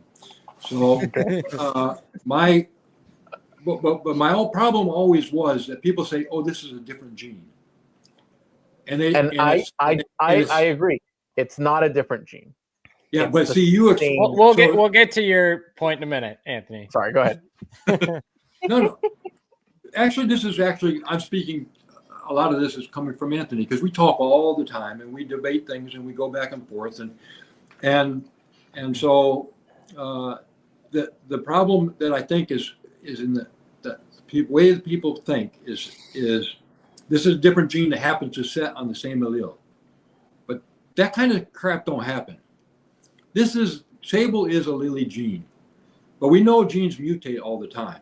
And when they mutate, they can mutate for the good, or they can mutate for the bad, or they can fix all the problems, or they can fix part of the problems. So when we say that the Sable is in the Cappuccino complex, and even for me, because I'm not a gene expert, Anthony is, and Jessica, but I'm thinking, okay, what's the chances that they could mutate almost at the same time, 2 different genes, and then be compatible? I don't see it. But the thing is, when we say it happens to be in the Cappuccino complex, it is a Cappuccino gene that mutated. And when it mutated, it fixed some of the problems, but not all of the problems. It fixed the nose, and it fixed the lethality. The lethality. Yeah, what he said. And it didn't fix the tail, which isn't an issue really, but it remains the same tail. So when we breed the 2 back together, you see some. That's why you see some born with bad nostrils and some born with good nostrils, right? Because they're at odds with each other and they're playing against each other. So what do you think caused? I'm just curious, Don, because like the timeline, Anthony would have a better timeline of like the animals that were sold to Cindy that produced Rialto. Was it Gorgeous Gecko? Is that where it came from? That's correct. Yep. What year was that? Oh man, I have to look at the records. Ballpark. Maybe around 17, but ballpark 17 to 15. No, she wasn't even around in 17. No, the animal was produced. Okay, but when was the animal bought? I'm trying to say when was it purchased? When was the animal that Cindy bought produced? Because I'm trying to kind of trace the timeline. The animal's probably around 25 grams or so.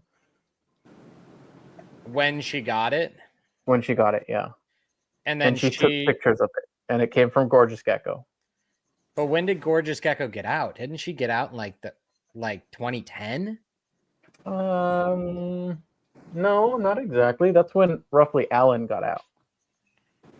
Okay, I guess my timelines are screwed up. But I guess the moral of the story on my question, Don, is so say if same with like the we've talked about like the highways or these different things that are so similar. You got cappuccinos, and guys got the highways, and then Gorgeous Gecko got what has become known as Sable. And was that all just kind of sourced from the same place, and some had the downfalls? Like you got kind of like a semi bad draw, and then Cindy got a little better draw as far as like some of the negatives not in the source animal she got, and that's what we're dealing with? Or do you think it actually started as a cappuccino and actually mutated from being a cappuccino to being a Sable? I think Anthony is going to answer this because we were talking about the complex, and he had a good deal. But before he starts that, I'll say that when Janine produced hers, which is now called the Tuxedo line. Yeah. She never questioned whether or not it was a cap. It was a cap. Yeah. Omni, when they produced theirs, they never questioned anything. They were happy. They were jumping up and down. Oh, I got a cap. Now there's a question as to whether or not it's a gene mutation or not. And in my opinion, it isn't, but that's just my opinion, and I'm not working with it, and they need to prove it out. Yeah. The same thing with things like hula. I got a new gene. You look at the parent, it's a freaking cap. Okay, so prove it out. You can't say something is a gene.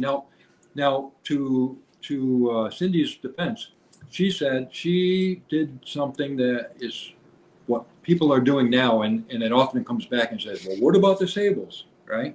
Mm-hmm. But Cindy was very innocent in her approach and saying, "Oh, this is a new gene," before a homozygous form was ever produced.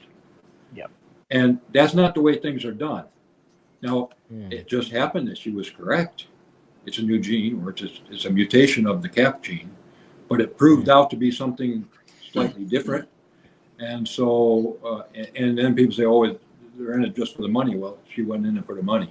Yeah. Because obviously she sold it off and too early, and that she lost complete control of it. Yeah. And The Korean breeders made all the money off Sable. Yeah, actually they did.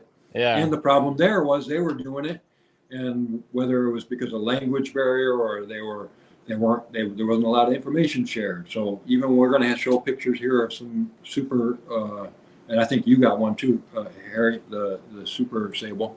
And we could show, because some people are saying, well, you don't see any pictures of them, and so they're having a problem. So they're just jumping to conclusions. But where are they? There you go. These are from Ryan, and mine that I bought was from Ryan as well. I love Ryan. He's a good boy. He's great. I have nothing but good things to say about him. I actually went to there's another source and asked him, and didn't get no help. And Ryan is always there. He always has been. Actually, my one Sable that I have is from Ryan. That's awesome. Yeah, and that's where my super's from. And but you can see these now. To me, they're not appeasing. Yeah, they're pretty plain in their.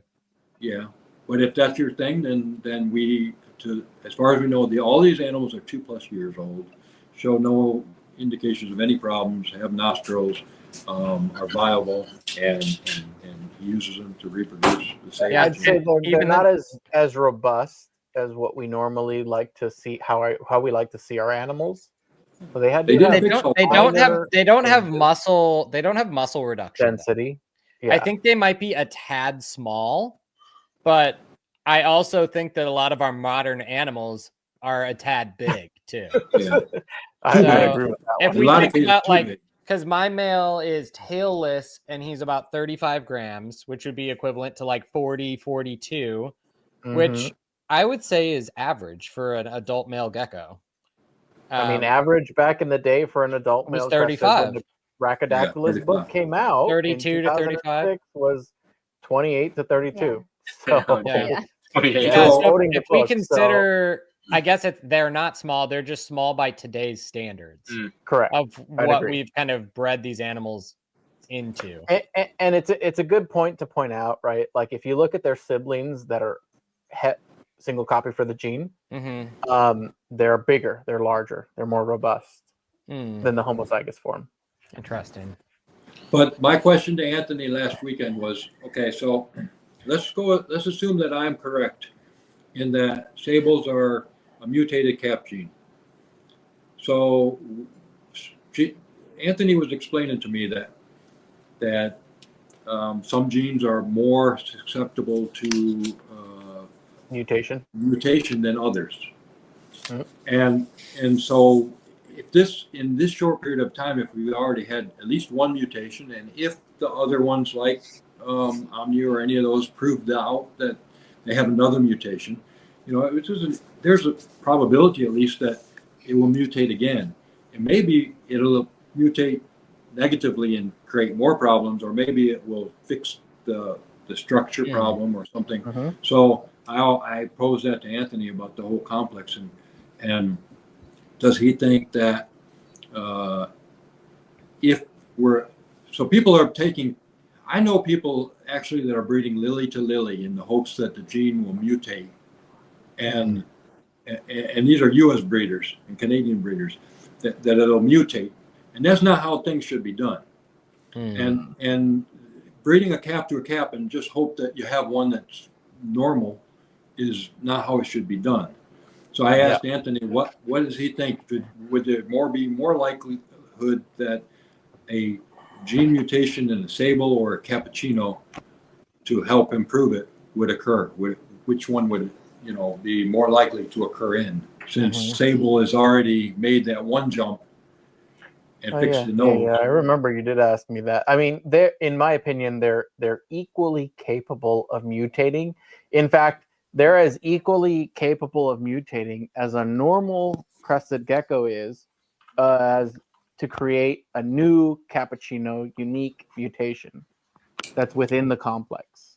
Does that make sense? So basically, a normal, a cap, and a sable are all equally capable of producing a mutation that is allelic within the complex and can create an animal that in the super form will fix some or more or all of the problems, right? Just as much as a lily is capable of doing it, because you have to think of gene mutations as completely random, and it's absolutely random chance. So it's not like breeding more cappuccinos and breeding more sables and breeding more of anything is going to create a higher probability of that gene, that specific allele, mutating again. Whether it's normal, cappuccino, or sable, it has the same probability of mutating. Just as it has the same probability of when you breed a sable or a cappuccino to a normal, of passing on. It's 50% basically, right? So same probability. So the question is, I mean, and I think I already kind of know what I think, but if Sable is a completely different gene, totally separate, not related to cap at all, or if Sable is a, because we make Luwaks though. Yes, or if Sable is a mutation of the cappuccino gene, it doesn't really change the way we treat it and the way we breed it, right? Technically. We treat it. It does change it though, because you have to make the Luwak, right? So you can't make a super cappuccino super sable. So it does change the breeding a little bit because it changes the probability, right? We know that Luwak exists, so it changes the probability in that regard, but it shouldn't change the way you breed it, in that if you want to make a particular morph. Yeah, but we're not just going to say, oh, because it's from, and some people might say this, but like, oh, just because it mutated from cap, it is a cap. And so we need to, just shed the Sable name and just everything's a cappuccino. No. And obviously I don't believe that, but I'm just saying, I'm sure that is a narrative that some will hold. Well, there's some goofy people. So I gave an analogy at one point to everybody that you can think of the word of complex as like a building complex. Okay. And so in that complex, the first door that's opened is a normal. Okay. The second door within the cappuccino complex that opened was the cappuccino gene. Right. And this is and so cappuccino is allelic with a wild type mutation, which is a normal. Okay, because you have to have a gene in that locus, in the allele. Something has to fall into that slot. And then so the second one that opened was the Sable door. And so they're allelic, they're within the cappuccino complex, but they're unique genes as they are in unique doors within a complex, like a building complex, if you will. But if you look at what AJ was saying, COVID-19 has mutated how many times? Multiple. Eight, I don't know, 10, 8, 10. Okay, sick is sick. It doesn't matter which mutation you have. Sick is sick. Now, the original one may have been more deadly.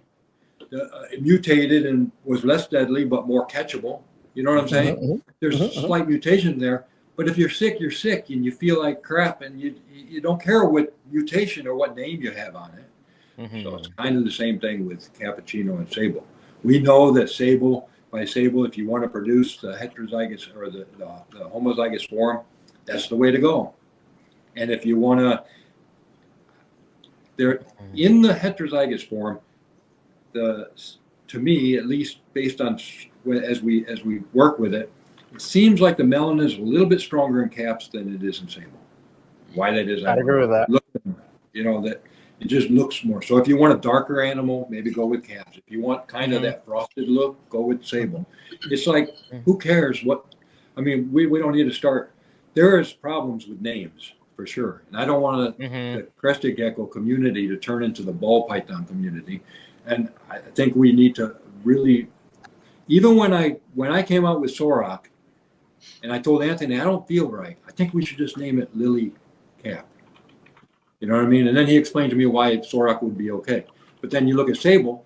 Sable didn't come out with another name. It's just Sable Lily. They almost did. Yeah, well, but they didn't. Yeah. You know the old acronym, the Army acronym, KISS, keep it simple, stupid. Keep it simple, stupid. Yeah. That's where we gotta live. And all these guys that are named, and I don't even want. I got the thing in here about genetic hypo and stuff, and we can talk about names, but I just realized it's like 2 hours in, man, and we haven't even hit the deal. So no, I told you this was going to be like 3 episodes, Don. Don, when are you coming back on? I mean, this is a great. I don't episode. care. I can go. Blast. I was kidding with Anthony. He said, "Okay, we're going to start Pacific Standard Time, 5 o'clock," and I'm like, "Great, we can finish by midnight." And he was like, "Huh?" It's dinner time. Let's go. It's just a giant nerd fest over here. We're geeking out great. about it. So This is good. that's good. But we're not even halfway through, and I still would love to do marbling. What do you guys want to do? I mean, you want to go on? Let's pick a couple more things. Let's pick an end point, and then we we'll can come do a back part on. 2. Would you be okay coming back on, Don? Are you going to pay me the same 5K? Yeah, we'll pay you the same 5K. Yeah.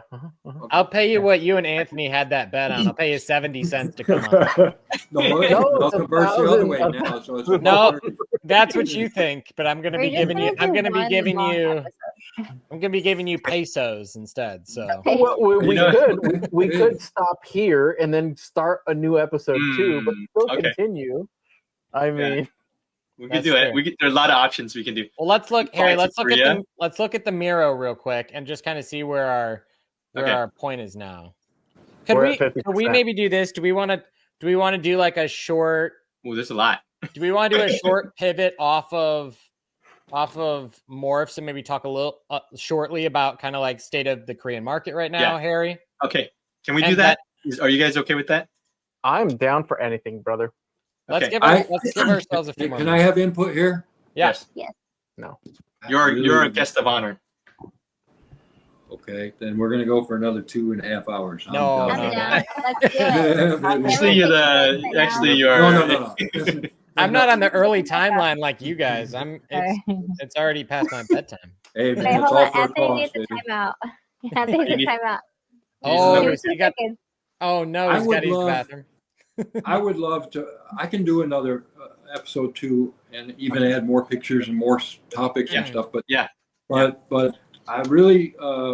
Is there any way that we can talk about marbling? Sure. Yeah, well, let's jump into marbling.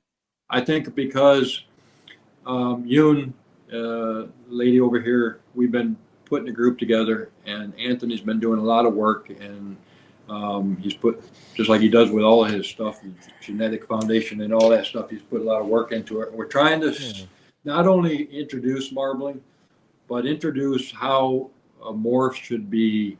I mean, if you look at Lily White was a unique gene that was realized within a closed colony, and it was developed and learned about in private without any competition. The cap gene was all over the place, and everybody was running around doing all kinds of stuff, and possible cap this. And, I had a guy I should put a book together of all the people that sent pictures. Is this a cap? Is this a cap? Is this a cap? Me And then too. as soon I as got a lot. and then as soon as they produce a super, they don't know your name. You know what I mean? And all of a sudden, And it's a new line. It's a new. Thank you. It's a new line. It's a new line. I bought it at Petco, but it's a new line. AJ, no lie. I got in all that mess. I got a guy that took a picture of a gecko curled up in the corner of the tank in the backside corner, fingerprints all over the glass, and the Petco sign up there and going, "Is this a cap?" Yeah. It's like he didn't even want to buy it. Spend the $49.99 and figure it out. Exactly. And I was like, oh my God. So I just stopped replying to that mess. But anyway, I'd like Anthony, if that's okay. So let's talk about the marbling. Yeah. We'll end on marbling. We're looking at marbling already? We Yeah. jumped to the bottom? Yeah. We're gonna do episode 2. Yeah. Don wants to do marbling. That's where he wants to end. Don says he wants to do part 2, so that makes it more fun. We got him for a 2? Holy Toledo. Okay, so tell us about this. What's the origin? How's it been kind of progressing, and what are you guys kind of keeping an eye out on this project? Give us the rundown like we don't know anything about it, because probably most people that listen don't. Okay. On you, Anthony. When I first noticed it, I didn't really contact anybody, but I did notice it, and my brain was like, "That's a freaking gene. It's gotta be."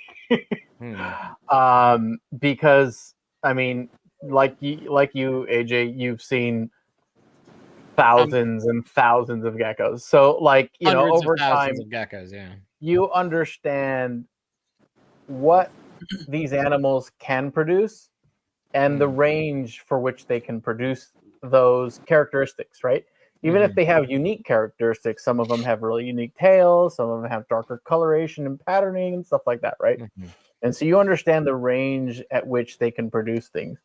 For me, one of the most interesting characteristics on this phenotype is if you look at the neck area, it looks similar to what you would imagine as marbling, but it's in reverse. Marbling usually starts, or not marbling, sorry, margin. Margin usually starts at the edges, right? And so it doesn't spread into the dorsum as prolifically. And margin is also restricted to a phantom combination, right? Yeah. Usually in the yellow base. Yeah. And so when the animal doesn't exhibit either of those two traits, then suddenly you'll start to think, okay, this is really interesting. Whether it's desirable to you or not, that's aside, a different thing. Yeah. But for me, I just like uniqueness in animals, and for one, and two, I like to prove out whether or not that uniqueness is inheritable to a specific degree, whether it's dominant or recessive.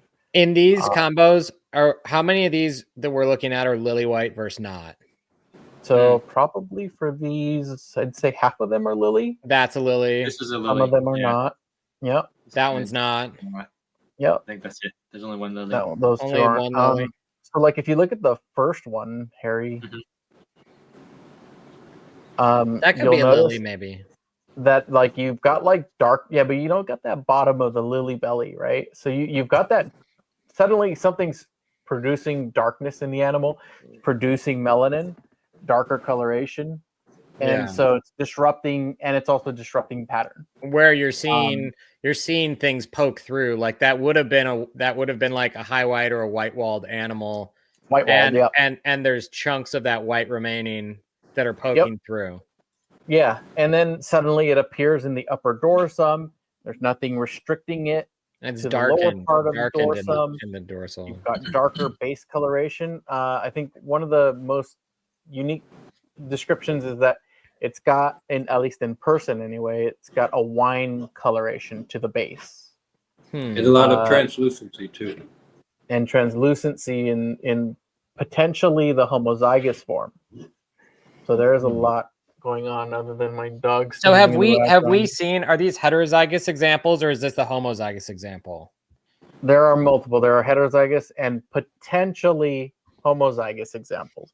We have to prove the homozygous form. So I'm always like, don't just say what it is. Prove it. Yeah. And when you say what it is, you're confident in the answers that you give people, right? So what is the current understanding of inheritance at this point? Should we say, Don, or should we wait for the article that we release? Did you release it yet? Break it here, man. This is a place to break it. I wrote an article. Of course I did. You know me. Did you get it posted to Pangea? No, not yet. Not yet. To the Genetics Foundation? Yeah, we're still chatting about it. But yeah, we're gonna try to do a release of the article soon. That'll describe the inheritance in the particular way, in the same fashion that we usually do articles. We'll describe what the inheritance is. For this one, we describe the history, the lineage. We break down how it currently behaves. Nothing's 100%, obviously, especially in genetics. So if you say it's 100%, you're probably you're jumping the gun a little bit. But yeah, so yeah, we describe the inheritance, we describe the history, where we are, where I'm not breeding these animals, so where they are with the project, that everybody's being very, very sharing all their information with us. So they're being really transparent. And you have the complete pictured family tree in that article too, Yep. right? We have a So full family really tree of the art in the article. you can but see it all does the appear- siblings and all the everything.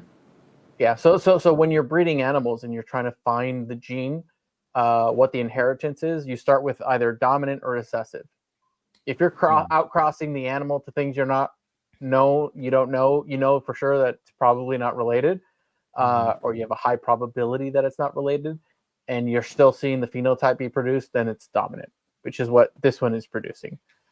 If you're not seeing it whatsoever, and then you see it in some maybe, then you guess, okay, potentially recessive, because you're going to see a significant drop in the phenotype production, right? Especially if you breed it to one animal and it produces none at all.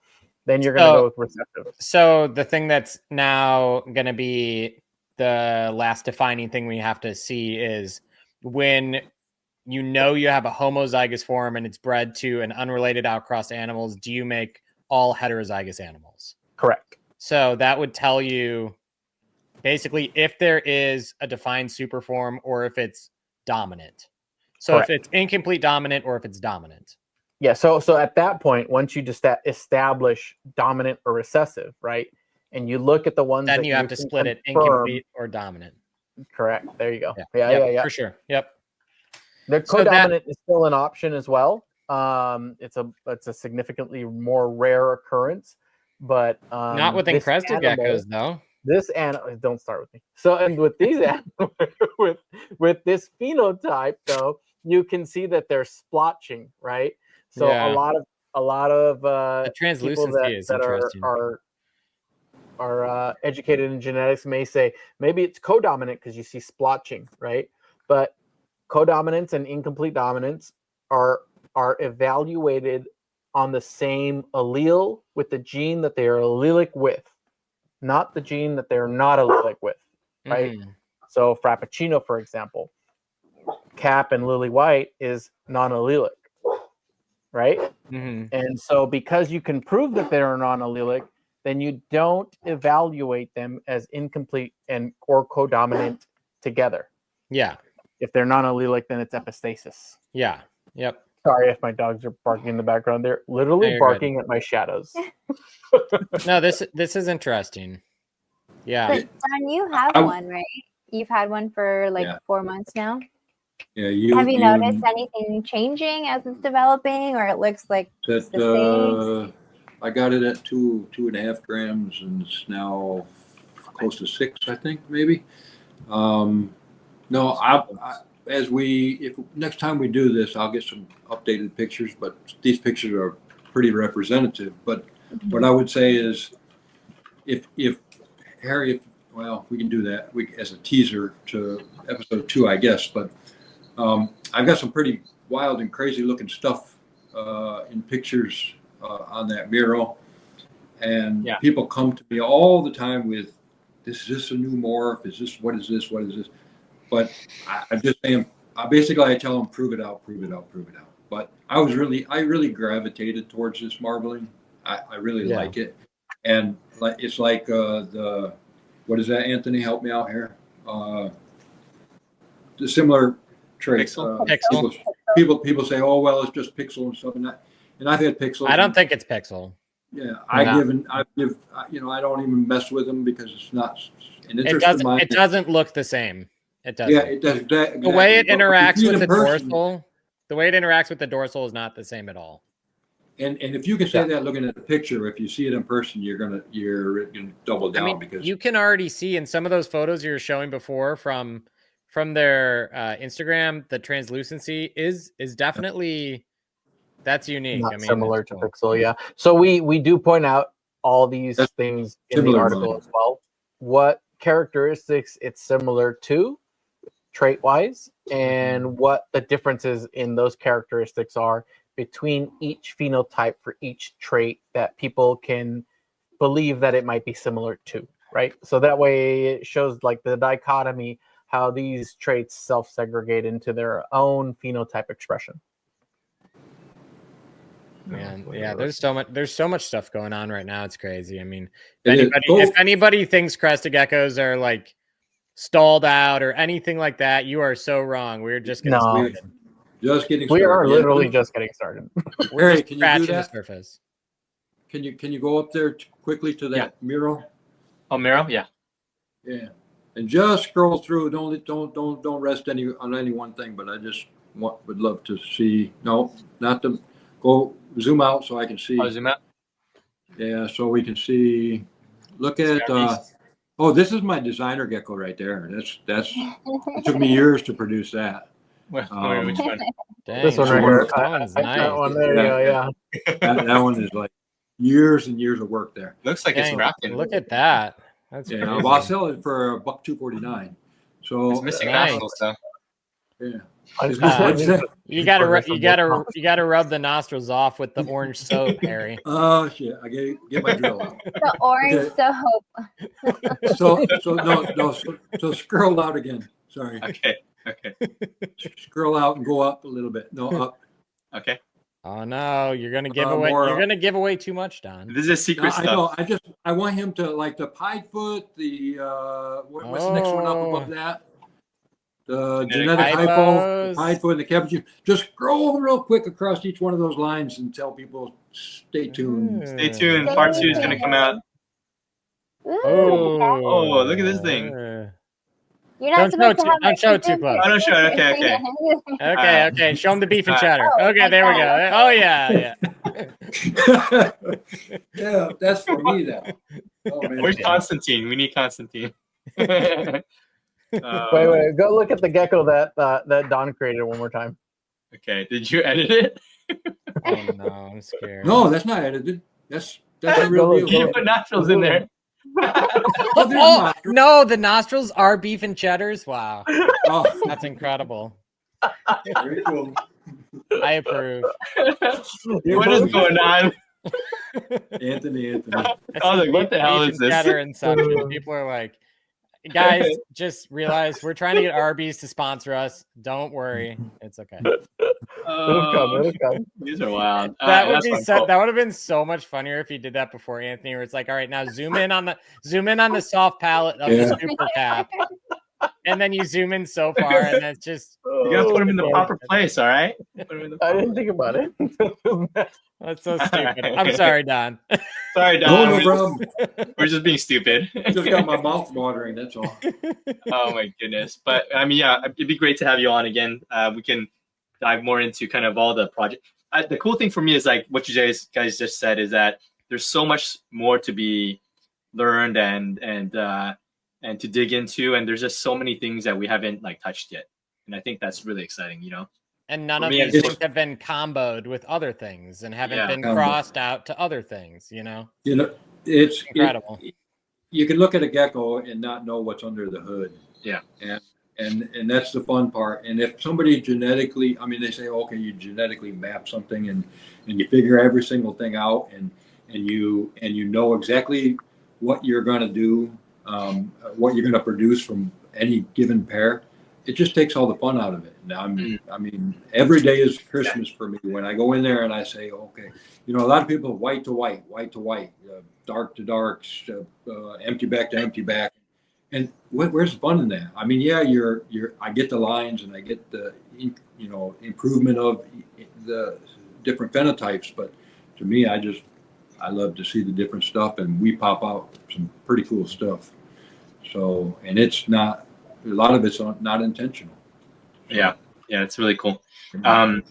So let's tease next. I don't know when we still have to schedule this, so we don't know when it's gonna happen. But for your episode 2, Don, part 2, what are some other things that you want to touch on besides, I know we quickly went through some of the other morphs and The pied, whitefoot, Pieds, yeah. Yeah, all that stuff, which the is genetic Right. hypos, possibly cap related stuff Yeah, like that. fires, or whatever they What- call them. And then one thing that we did get to touch on that I really wanted to touch on, Don, is like the Korean market.